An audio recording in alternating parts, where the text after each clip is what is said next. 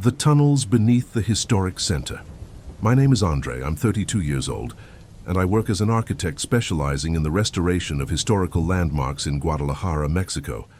I live in a simple apartment in Zapopan, in the metropolitan area of the city. For the past few months, I've been dedicated to restoring the Metropolitan Cathedral, a project that fills my days and often my nights as well. I've always been fascinated by the hidden history in old buildings. Every crack in the wall, every mark on the floor tells a story about the people who passed through there. My routine is quite predictable. Wake up early, catch the bus to the historic center, work until late and return home. At least that's how it was until that Thursday when my life turned upside down in a way that still gives me chills just remembering. That night, I lost track of time while reviewing the structural details of a damaged section of the cathedral. When I finally looked at the clock, it was already past midnight. Damn it! The last bus to Zapopan had left 15 minutes ago. My car was in the shop, what disastrous timing, and calling a taxi was out of the question for my tight end-of-month budget. What's the harm in walking, I thought. I knew the historic center well, or at least I thought I did. The night was pleasant with a gentle breeze that eased the day's heat. The streets were deserted at that hour, lit only by old lampposts that cast elongated shadows on the cobblestone ground. The silence was almost palpable, interrupted only by the echo of my own footsteps. I decided to take a shortcut I occasionally use during the day, some narrow alleys that cut through the historic center and would get me to the main avenue faster. As I walked, I admired the colonial architecture that fascinated me so much. The mansions with their ornate balconies, the details on the facades that bravely resisted the passage of centuries. I soon reached the Rotonda de los Jaliscienses Ilustre, a circular plaza with monuments dedicated to historical figures from the state. I was about to go around it when I noticed something strange between two columns, an opening in the wall that I had never seen before. I frowned, confused. How had I never noticed that? As an architect specializing in restoration, I knew practically every inch of that plaza. I approached, intrigued. It seemed to be the entrance to a tunnel, partially hidden by an illusion of perspective created by the columns of the rotunda. Curiosity spoke louder than common sense. Classic mistake, I know. I turned on my phone's flashlight and took a peek. It was definitely the entrance to one of Guadalajara's legendary colonial tunnels. Any architect or historian in the region knows the stories about the network of underground passages built during the colonial period, used for everything from escaping during conflicts to transporting goods to avoid taxes. Much of this network was never officially mapped, and finding an intact entrance was quite a discovery. Just a quick look, I thought, ignoring that little voice in the back of my mind screaming for me to continue on my way. After all, what kind of professional would I be if I passed up the opportunity to examine such a significant historical heritage? I descended down a stone staircase worn by the centuries. The air immediately became colder and more humid, with that characteristic smell of places closed for a long time, a mixture of wet earth, mold, and minerals. The walls were limestone, irregular, but clearly worked by human hands. With each step I became more engrossed in the atmosphere of the place. The tunnel branched in several directions, forming an underground labyrinth. I tried to mentally mark the path, but soon found myself disoriented by the similarity between the corridors. My flashlight began to fail, sometimes flickering, sometimes dimming in intensity. I hit it a few times, cursing under my breath. "It's just the battery," I muttered to myself, trying to ignore how conveniently that fit the scenario. The truth is that places like this always cause a strange sensation, as if the environment itself reacts to your presence. That's when I began to hear it. At first, they were just indistinct whispers, distant echoes that could easily be explained by the wind passing through some distant opening, or by the peculiar acoustics of the tunnels. But soon the sounds took shape, voices speaking in Old Spanish with pronunciations and expressions that harked back to the colonial texts I studied for my work. "It's just your imagination," I repeated to myself, but the cold sweat on my forehead said otherwise. Those voices seemed to come from everywhere and nowhere at the same time. I also noticed curious marks on the walls, not simple cracks, but engraved symbols, some resembling Aztec writing, others seeming to have Spanish origin. In certain points of the tunnel, the moisture stains on the walls formed patterns that, under the trembling light of my flashlight, seemed to portray scenes: soldiers marching, buildings in flames, people fleeing. I tried to find my way back, but the more I walked, the more lost I felt. Each corridor led me to circular rooms with multiple exits. Each tunnel seemed identical to the previous one. My phone showed 10% battery, and panic began to set in. That's when I heard a different sound, shuffling footsteps not far from where I was. "Is anyone there?" I shouted, my voice echoing off the stone walls. No response, just the sudden cessation of the footsteps, as if whoever was there had stopped to listen. I started running, driven by the instinctive fear of being pursued, turned corners randomly, only to find myself in a circular room that seemed strangely familiar. In the center was what appeared to be an old well. My flashlight reflected something in the dark water. Faces, shadows, before shutting off completely, leaving me in absolute darkness. In the total blackness, my other senses sharpened. The cold touch of the walls under my fingers, the smell of wet earth now mixed with something metallic that reminded me of blood, and the sounds. My God, the sounds. Breathing, whispers, the dragging of feet. I wasn't alone in that darkness. "Who's there?" I shouted again, fear making my voice falter. That's when I felt it, an icy touch on my shoulder, thin fingers that seemed to have no flesh, only bones. I screamed and struggled, running blindly through the darkness. I crashed into walls, stumbled on steps, fell, and got up countless times. I don't know how long I spent in that desperation until, by a miracle, I saw a faint light in the distance. I ran toward it like a drowning man, swimming toward the surface. It was an opening, an exit.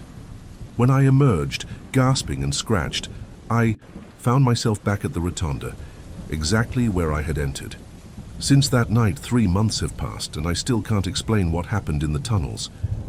I've returned to the site several times during the day, but I've never been able to find the entrance again. It's as if it had disappeared.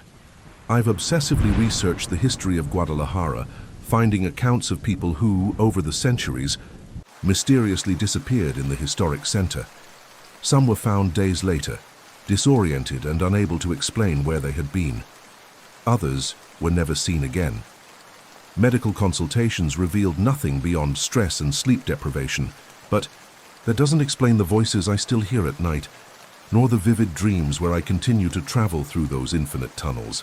Nor does it explain the most disturbing thing, the finger marks on my shoulder, exactly where I felt the touch, which don't disappear even after months.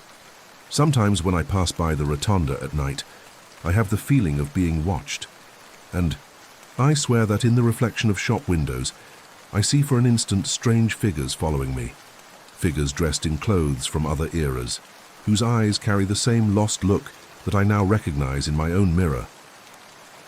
The Voices of Los Colomos Forest. My name is Daniel Ortega. I'm 42 years old, and I've been a professor of anthropology at the University of Guadalajara for almost a decade.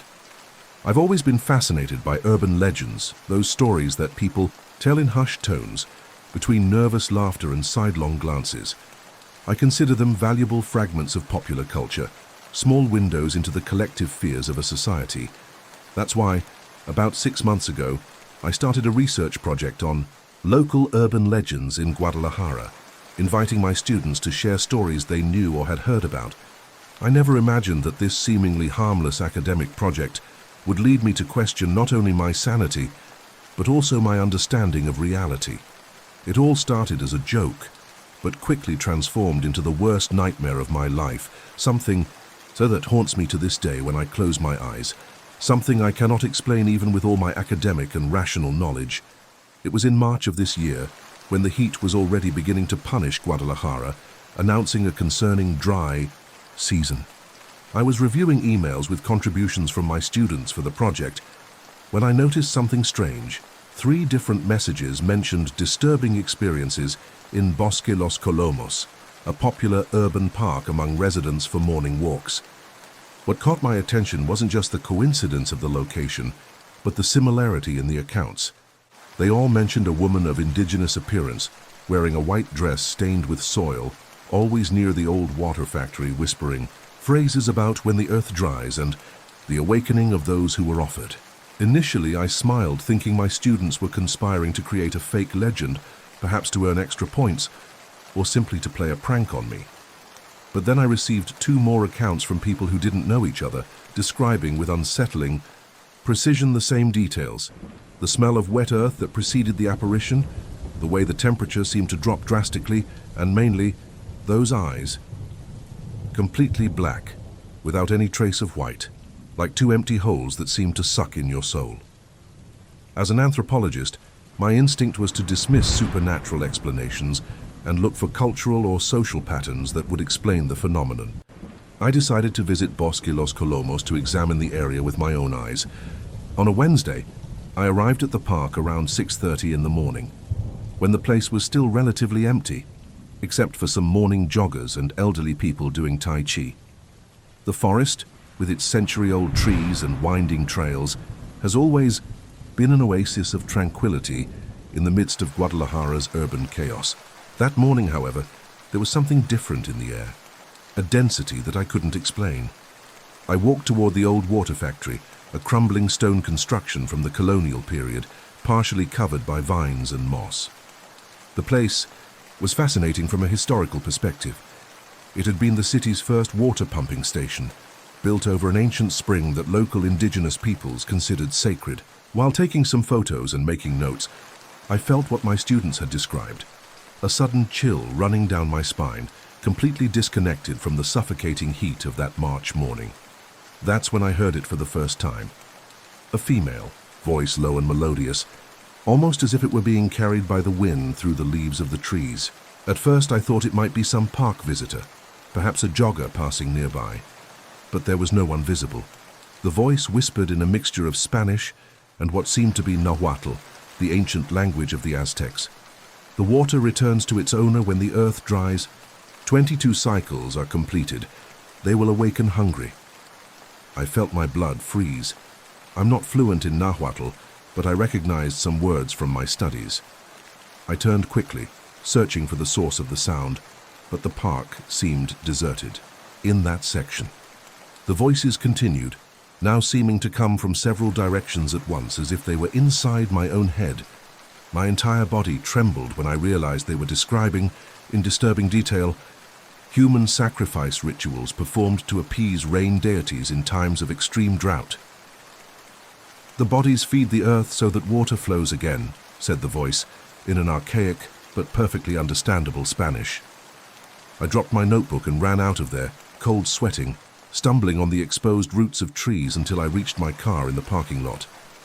I didn't sleep that night. The voices continued echoing in my head like a sinister mantra. I convinced myself that it was just the accumulated stress from classes, research, and those creepy stories from my students playing with my imagination. But the next day I realized I needed to go back to the forest. It was as if something was calling me, a compulsion I couldn't explain rationally. I arrived earlier this time when the sky still had that dark blue coloration before dawn. Bosque Los Colomos was completely deserted. Not even the guards who normally did the morning rounds were in sight.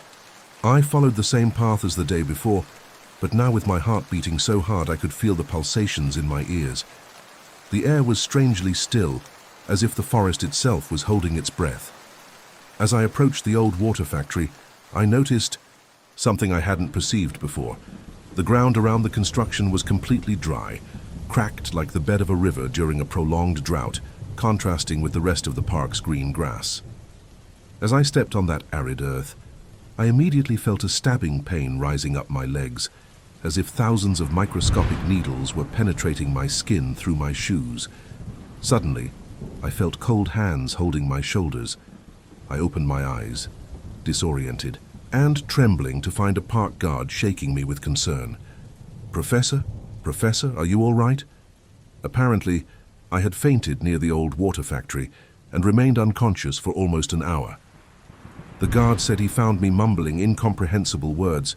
with my eyes open but without consciousness. That was the last day I visited Bosque Los Colomos.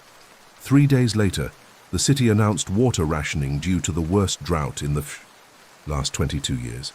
A week later, 2 students disappeared during a morning run in the forest. When the police found their belongings near the old factory, I noticed something that chilled my blood. The earth around was moist, forming the same ritual symbols I had seen on that woman's dress. I destroyed all my notes about the research and requested a leave of absence from the university. Today, a month later, as I write this account, the voices still whisper in my dreams. What terrifies me most is not the possibility that I hallucinated all of that, but the growing certainty that I found something real. The Last Passenger. My name is Miguel Herrera. I'm 34 years old and I've been working as a rideshare driver in Guadalajara for almost 3 years. Before that, I was a salesperson at an electronics store downtown. But when the pandemic hit, things got tough and I had to look for another source of income. The late-night shifts have always been the most profitable. Less traffic, higher surge pricing, and generally less problematic passengers. Sure, there are the drunks leaving clubs, but nothing I couldn't handle after so long in this life. My wife Lucia always hates when I take the night shift, says it's dangerous and that I have a face that attracts weird stuff. I always laughed at that. At least until that early morning of November 12th last year, a Wednesday that seemed normal like any other, but that completely changed my way of seeing the world. Now, whenever someone asks if I've ever seen a ghost, I feel a chill run up my spine, because I know that I saw one, talked to one, and drove one home. The night was particularly quiet for a Wednesday.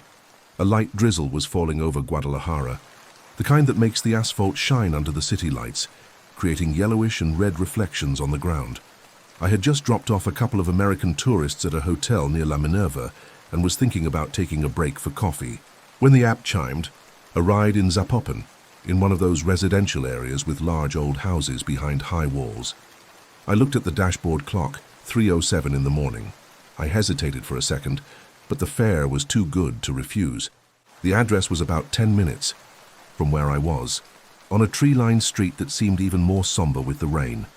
When I arrived, I stopped in front of the number indicated in the app and sent the standard message, "I've arrived at your location."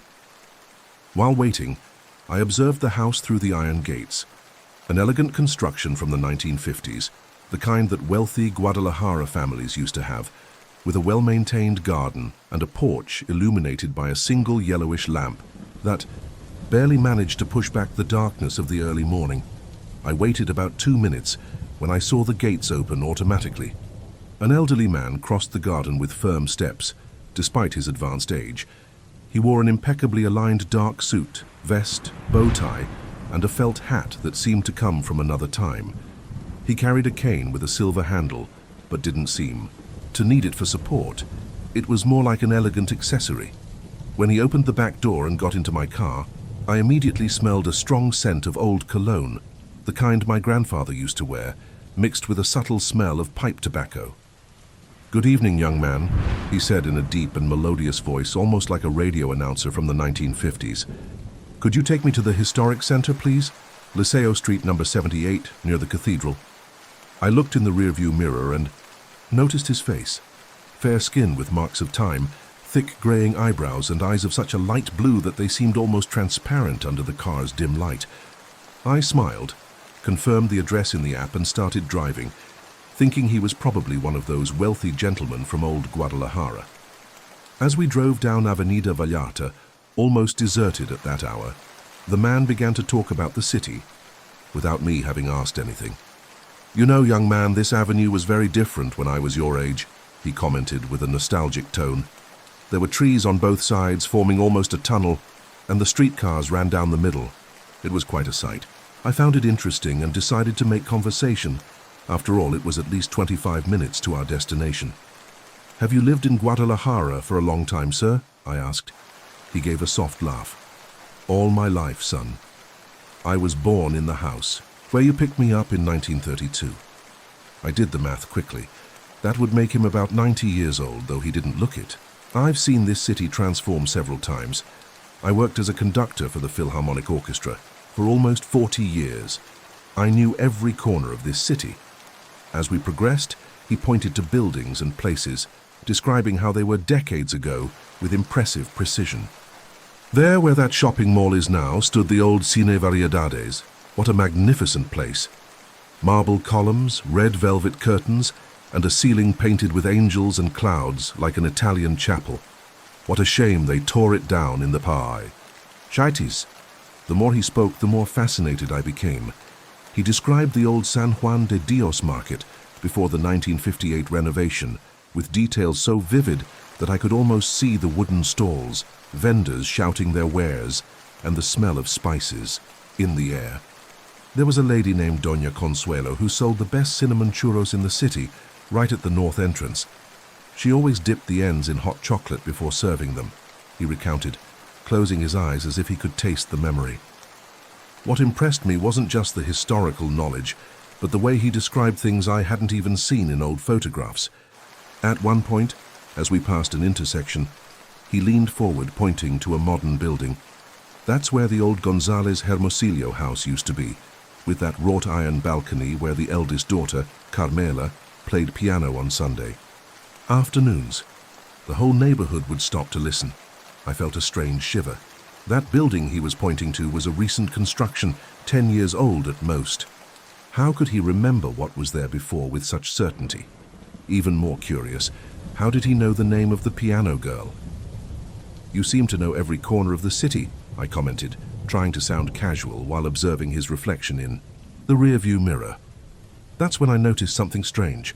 Sometimes when we passed under streetlights, it was as if his reflection took a fraction of a second to follow his movements, like a slightly desynchronized image. I rubbed my eyes, blaming the fatigue of the early morning hours. "I do, son, I do," he replied with a melancholy smile. "When you live in a place for so long, it becomes part of you, and you of it. Sometimes I think that, even after I'm gone, I'll continue walking these streets." His voice had a hypnotic quality, and for a few seconds I found myself almost in a trance, until a distant horn brought me back to reality. I realized I was driving slower than normal, as if wanting to prolong that peculiar journey. The strange thing was that despite the air conditioning being off, the interior of the car was getting colder and colder. So cold that I could see my own breath forming small clouds of vapor. But the man in the back seat seemed not to notice or care about the abnormally low temperature. When we finally reached the historic center, the narrow streets and colonial facades were shrouded in a ghostly fog, intensified by the drizzle that continued to fall. The gentleman directed me to stop in front of a two-story colonial house, painted in a faded blue tone, with wrought iron bars on the windows and a solid wooden door that seemed to have centuries of existence. "We've arrived, young man. This is my home," he announced with a note of relief in his voice. I looked at the app and saw that the ride had automatically ended. The strange thing was that I couldn't see the amount. The screen simply showed "Ride completed," without any payment. Record. Before I could mention this, the man leaned forward. "You know, I have to ask you a favor. I forgot my wallet in another jacket pocket. Could you wait a moment while I go up to get it? I promise I won't be long, and I'll give you a good tip for the inconvenience." Something in the way he spoke made me hesitate, but I ended up agreeing. After all, he seemed like a respectable gentleman from a good traditional family. "Of course, sir. No problem. I'll wait here," I replied, although a voice in the back of my mind warned me that something wasn't right. I watched as he exited the car with elegant movements, surprisingly agile for someone his age. He walked to the door unhurriedly, took out what appeared to be a bunch of old keys from his pocket, and after unlocking the door turned to me, touched the brim of his hat in a courteous gesture, and disappeared into the dark interior of the house. I checked the time. I decided I would wait a maximum of 15 minutes before giving up. I was already tired and still had to return home to Tonalá on the other side of the city. The minutes passed slowly. 5, 10, 15 minutes. No sign of the gentleman. I tried to check the ride history in the app to maybe get the passenger's phone number, but strangely, that specific ride didn't appear in my history, as if it had never happened. I began to wonder if the old man had simply tricked me to avoid paying for the ride, although it seemed unlikely for someone of his apparent social standing. Frustrated and intrigued, I decided to ring the doorbell. If he didn't answer, I would leave. I had already wasted too much time. I got out of the car and walked to the door. The doorbell was old-fashioned, the kind you have to turn and that makes a mechanical sound echoing through the house. I waited, feeling raindrops running down my face and an inexplicable feeling of apprehension growing in my chest. After about a minute, I heard shuffling footsteps from the other side, followed by the sound of several locks being opened. The door creaked as it partially opened, revealing an elderly woman with white hair tied in a bun, wearing a flannel robe and thick-framed glasses. She seemed to have been awakened by my ring and looked at me with a confused and somewhat irritated expression. "Yes, what do you want at this hour?" she asked in a sleep-roughened voice. I explained, a bit embarrassed, that I had brought an elderly gentleman from Zapopan to this address and that he had entered the house about 15 minutes ago, promising to return to pay for the ride. The woman's expression changed from irritation to perplexity. "Elderly gentleman? No one has come in here. I live alone." I thought she might be confused from sleep, or perhaps having some memory problems due to age. A man in a dark suit, hat, cane with a silver handle. "He used a key to enter through this very door, ma'am. He said he lived here." The woman visibly paled, leaning on the door frame to keep from falling. For a moment I thought she was going to have a sudden illness. Can you show me who it was?" she asked with a trembling voice. I went back to the car and took my phone, opening the app to show her the passenger's photo, but again there was no record of the ride. Frustrated, I explained to the lady that for some technical reason I couldn't access the passenger's data. That's when she asked me a question that froze my blood. Did he wear a pearl pin on his bow tie? And did he have a small scar near his right eyebrow? I was paralyzed. Those were exactly the details I had noticed about the man, but hadn't mentioned. Down to her.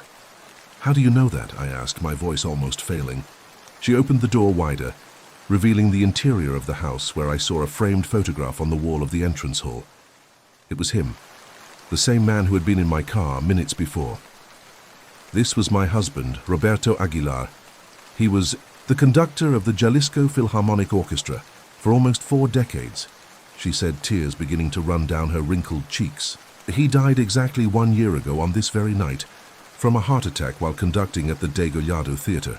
When I finally said goodbye to Elena, it was already past 5 in the morning. I walked to my car feeling completely disconnected from reality. That's when I noticed something on the back seat, an old elegant brown leather wallet. With trembling hands I opened it. Inside, just a yellowed program from the Jalisco Philharmonic Orchestra, dated exactly 1 year ago, with Roberto Aguilar's name as the principal conductor. The repertoire listed Tchaikovsky's Pathetic Symphony, the same piece during which he suffered the fatal heart attack. I ran back to deliver the finding to Elena. Upon seeing the wallet, she turned pale. "This wallet was buried with him," she whispered, before opening the program and finding a handwritten note that made her cry and smile at the same time. I never again accepted rides after 3 in the morning. Sometimes when I'm driving through the historic center at dusk, I have the impression of seeing an elegant gentleman with a hat and cane walking along the old streets, disappearing into the fog before I can be sure of what I saw. I frequently check my rearview mirror with apprehension, especially when the interior of the car inexplicably gets cold. And I always wonder how many passengers like him exist, traveling around in cars like mine, trying to find their way back home one last time. Ecos en la pared. Echoes on the wall. My name is Lucia Hernandez. I'm 34 years old, and I'm a single mother to Mateo, my 6-year-old son. About 3 months ago, I managed to rent a house in Colonia Santa Teresita in Guadalajara, at a price so low it seemed like a miracle. At the time, I was desperate for a place to live after my ex-husband decided to stop paying child support, and I had to leave the apartment where we lived because I could no longer afford the rent. I worked as a receptionist at a dental clinic, earning little but enough to support us, as long as I found an inexpensive place. When the real estate agent showed me that 2-bedroom house with a small front garden and a backyard for only 40% of the normal value for that area, I didn't think twice. I signed the contract the same day, completely ignoring that chill I felt when entering the living room for the first time, with its time-yellowed walls and that peculiar smell of old books and cinnamon that seemed impregnated in every corner. In the first few days, I was so busy with the move and trying to make that place a welcoming home for us that I barely paid attention when Matteo began talking about the teacher who visited his room at night. My son has always had a fertile imagination, so I just smiled and said it was good that he had made an imaginary friend to play with. But Mama, she's not imaginary. She wears round glasses, has white hair tied in a bun, he insisted during breakfast, drawing the shape of the glasses in the air with his fingers. That specific description caused me slight discomfort, but I soon dismissed it, thinking that perhaps he had seen a similar teacher at his new school. That night, while washing the dinner dishes, I heard Matteo talking animatedly in his room. When I approached the half-open door, he was sitting in the middle of the room talking to what appeared to be an empty chair, enthusiastically telling about his day at school as if someone was really there. "Who are you talking to, honey?" I asked, trying to keep my voice calm. He turned to me with those big innocent eyes. "To Teacher Dolores, Mama. She said she used to live here before and that she'll take care of me when you're not around." I confessed that I felt a shiver run down my spine at that moment. I don't know any Dolores, and I certainly hadn't mentioned that name to Matteo. I tried to hide my discomfort and just said it was time for bed. As I tucked him in, he held my hand tightly and whispered, "Mama, Teacher Dolores said she doesn't like when adults yell at children. She gets very angry when that happens." I smiled nervously and kissed his forehead, telling him it was just a dream and that tomorrow he wouldn't even remember it. That night, I woke up several times thinking I heard shuffling footsteps down the hallway, the unmistakable sound of cloth slippers sliding across the aging wooden floor that creaked with age. In the morning, I convinced myself it was just the stress of moving and financial worries making me imagine things. A week later, I began to notice small changes around the house. Objects that I was sure I had left in one place would appear in another. At first, I thought it was just my absent-mindedness or that Matteo was moving things around, but then on a Sunday morning, while cleaning the living room, I noticed something that made my blood freeze. On the freshly painted white wall, there were marks of small hands, as if someone had pressed ashy palms against the surface. They weren't a child's hands. They were smaller than Matteo's, but definitely not adult hands. I tried to clean the marks with a damp cloth, but they seemed to have penetrated the paint. I tore open a package of wet wipes and scrubbed hard until my fingers hurt, but the marks only became more visible, as if they were emerging from inside the wall. Matteo entered the room at that moment, and seeing what I was doing, said with frightening naturalness, "Teacher Dolores also tried to clean those marks when she was alive, Mama. She says they're the hands of the children she couldn't save." That phrase left me paralyzed. I dropped the wet wipes and turned to Matteo, trying to keep my voice steady as I asked what exactly this Teacher Dolores had told him. My son sat on the sofa, swinging his little legs that didn't reach the floor, and began to relate with disturbing naturalness. "She was a teacher for little children, Mama. Many children passed through her hands. Some suffered at home and she tried to protect them." He paused, looking at a fixed point behind me, as if receiving more information. "She said her son didn't like when she brought children home. He would get very angry, yell, and break things. One day he pushed a girl down the stairs. My son pointed to the small staircase leading to the second floor, and I swear at that moment I heard a distant cry, like a muffled echo coming from somewhere, inside the walls. I grabbed Matteo by the shoulders and took him outside, determined to get ice cream and clear my head, trying to convince myself it was just his imagination, fueled by some story he heard at school. That night, after putting Matteo to bed, I stayed up researching the history of the neighborhood and the house on my phone. I didn't find anything specific about a teacher named Dolores, but I discovered that Colonia Santa Teresita housed many retired teachers from the Escuela Normal de Jalisco in past decades. While browsing through pages of local history, I heard a dull thud coming from Matteo's room.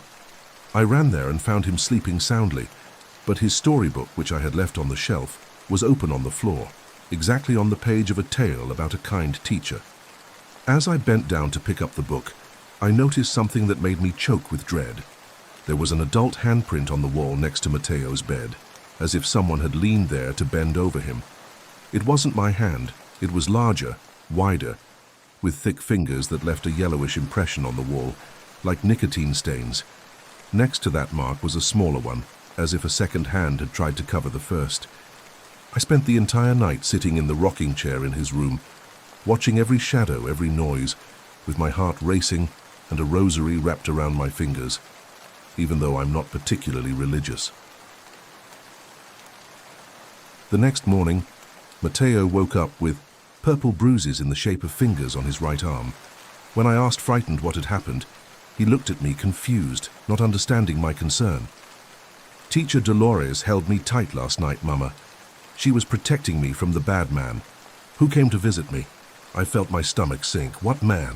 I examined the entire house, checking windows and doors, but everything was locked, and there were no signs of intrusion. I took Mateo to school.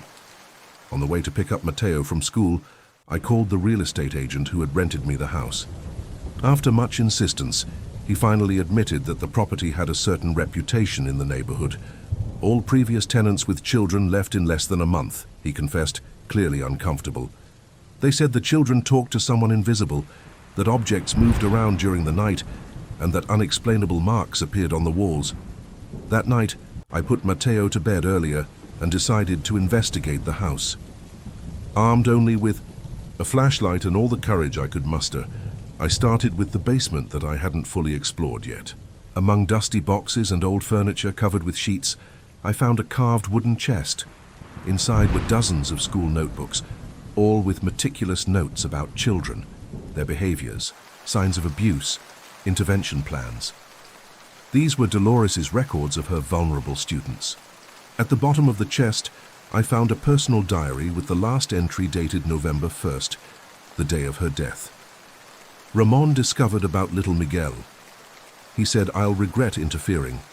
I'm afraid, but I can't abandon this child." While reading these words, I heard a crash coming from upstairs, from Mateo's room. I ran up the stairs, my heart nearly jumping out of my mouth.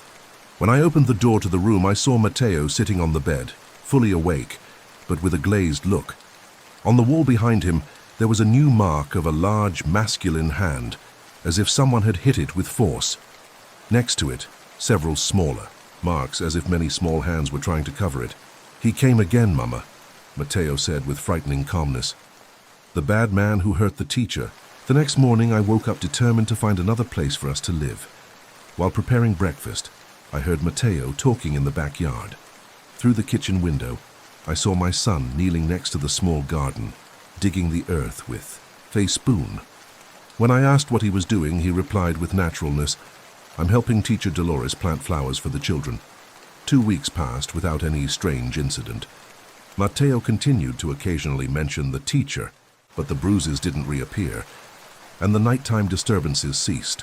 One night, while reading to him before bed, Mateo interrupted me. "Mama, Teacher Dolores says she's going away. She says now that you know the truth about the house, you can continue her work." Confused, I asked what he meant. "Protecting children, Mama, like you protect me." The next morning, I found on the kitchen table a business card that I'm sure wasn't there before, from a local child protection organization. Next to it, a yellowed notebook page with elegant handwriting that simply said, "Thank you for listening." I decided we wouldn't move. Instead, I called the number on the card and offered myself as a volunteer. Sometimes I still smell cinnamon throughout the house, especially on cold nights, and Mateo occasionally mentions seeing the teacher in the garden, tending to her flowers. I can't explain what happened in that house, but I pray that something like this never happens to me again. The last journey. My name is Alejandro, I'm 42 years old, and I've been working as a night security guard at the Guadalajara bus terminal for 7 years. I took the night shift because it pays a bit better, and that extra money helps with my daughter's college expenses. It's not a difficult job. I make regular rounds, check doors, monitor cameras, and solve small problems that arise during the early morning hours. The bus terminal is practically empty between 2 and 5 a.m. There are some buses arriving or departing, a few sleepy passengers waiting for connections, but overall it's a quiet place. It was on a Tuesday in October last year when I first noticed something strange. I was making my rounds around 3:40 a.m. when I saw lights on in a bus parked at platform 24, which is located at the very back of the terminal. It was an old Transportes Pacifico model, one of those with blue and white stripes that were common in the 1980s. I found it strange because, according to the schedule that I always check at the beginning of my shift, there were no arrivals or departures from that company at that time. In fact, as far as I knew, that company wasn't even operating anymore. I approached to verify and could see what appeared to be silhouettes of passengers through the foggy windows. Nothing very clear, just dark outlines that seemed to be moving inside the bus. I called the traffic controller on the radio, but Javier, who was on duty that night, confirmed that no Transportes Pacifico bus was scheduled. I thought it might be some driver resting off schedule, perhaps waiting for the time to continue his journey. When I got close to the vehicle, I noticed that it seemed to be in good condition despite the old model. I knocked on the door, but no one answered. I went around and tried the middle door, which opened easily. The interior was empty, without a single passenger, despite the silhouettes I was sure I had seen from a distance. The blue fabric seats were clean, as if they had been recently vacuumed. The control panel seemed functional, and the strangest thing, the engine was warm, as if the bus had just parked. I also noticed a rosary hanging from the rear-view mirror and an open crossword puzzle magazine on one of the seats. There was no driver, no luggage, nothing to indicate recent human presence. The next day, I casually mentioned this to Hector, one of the oldest janitors at the terminal. He immediately stopped sweeping and asked, "On which platform did you see that bus?" When I mentioned platform 24, he shook his head. They say it happens every year, but I had never met someone who actually saw it. He then told me about a serious accident that occurred in 1987, when a Transportes Pacifico bus fell into the Barranca de Oblatos during a rainy night. 23 people died, including the driver. "What's special about platform 24?" I asked, trying to understand the connection. Hector explained that the new bus terminal was partially built on the land where the wreckage of that bus had been stored during the investigation. Before construction, this was a depot for seized and damaged vehicles. The wrecked bus was exactly where platform 24 is today. In the following weeks, the bus appeared 2 more times, always at the same time, around 3:40 a.m. I began researching in the online archives of local newspapers and found reports about the accident. It was exactly as Hector had described. In the early morning of October 12, 1987, a Transportes Pacifico bus returning from Puerto Vallarta fell into the ravine during a storm. There were no survivors. The photos showed the wreckage and the faces of the victims, entire families who had spent the weekend at the beach. On October 12th, the anniversary of the accident, I made sure to be on duty. I didn't tell anyone, but I installed a small camera on platform 24. Punctually at 3:40 a.m. the bus appeared. This time I kept a safe distance, just observing. I saw when the doors opened, even with no one around to operate them. I stood there for almost 15 minutes. The bus remained with its lights on, the silhouettes visible through the windows. Then, without any driver, the doors closed and the lights slowly turned off. When I approached again, the vehicle had disappeared. The next day, I rushed to check the camera recording. To my surprise, it showed platform 24 completely empty throughout the early morning. There was no sign of the bus, the lights, or any movement. It was as if what I had seen didn't exist for the camera lens. A few days later, I accidentally encountered a woman who was visiting the terminal placing flowers on platform 24. I approached her and discovered she was the sister of one of the victims.